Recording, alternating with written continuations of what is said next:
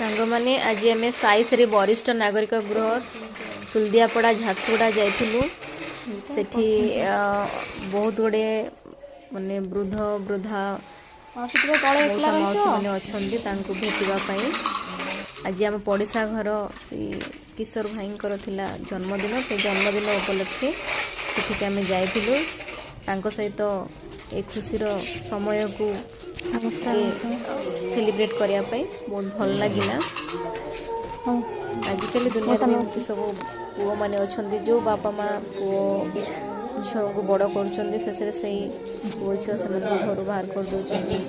से प्रकार किसी बुढ़ा बुढ़ी आसिक वृद्धाश्रम रोच अनेक बहुत कष्ट भी लगिला कि खुशी लगिला जे आम खुशी मुहूर्त को सहित सेलिब्रेट कर केक काटलु सहित